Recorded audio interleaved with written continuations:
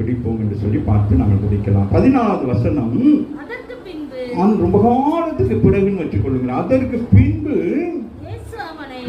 அவனை தேவ ஆலயத்திலே காண்கிறார். எங்கே காண்கிறான்? முதல் எங்கே கண்டாரு? பெதெஸ்தா குளத்திலே கண்டார். சுகம் பெற்ற பிறகு அவன் எங்கே இருக்கிறான்? இப்ப தேவ ஆலயத்திலே இருக்கிறான். அப்போ ஆண்டவருக்கு எப்படி இருக்கும்? சந்தோஷமா இருக்கும். ஆமாங்க இல்லையா? ரட்சிக்கப்பட்டவர்களோ சுகம் பெற்றவர்களோ தேவாலயத்துக்கு வந்துட்டா என்ன உண்டாகும்? சந்தோஷம் தானே. ஒரு இடத்துல சுகம் பெற்றுட்டாங்கன்னா அவங்க தொடர்ந்து சபைக்கு வாரது மிக முக்கியமான ஒரு காரியம். ஆமா இல்லையா? ஆகவே இப்ப ஆண்டவர் எதற்காக அவர் எப்பொழுதுமே ஆலயத்துக்கு போய் வர்றவர் தானே, வளமையாக போயிட்டு வர்றவர் தானே. ஆகவே இங்கே அதற்கு பின்பு இயேசு அவனை தேவாலயத்திலே பார்க்கிறான். பெதெஸ்தா குளத்திலே பார்த்த பொழுது வியாதிஸ்தனாக இருந்தான். இப்ப இங்கே பார்க்கிற பொழுது அவனுக்குள்ளே ஏதோ ஒன்று இருக்கிறதை கற்று காண்கிறான். ஆமென்.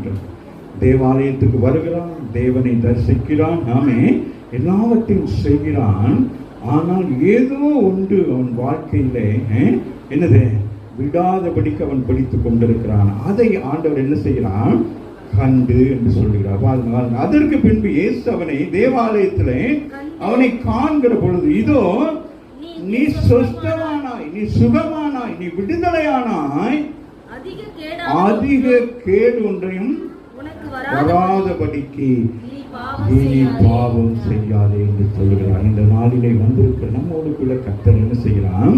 பேசுகிறான். ஆமா இல்லையா? ஆமென். அவன் ஆலயத்துக்கு வருகிறான். ஆமென். ஆராதனையிலே கலந்து கொள்ளுகிறான், சத்தியத்தை கேட்கிறான். சத்தியத்தின்படி நடக்காதபடி அவன் என்ன செய்கிறான்?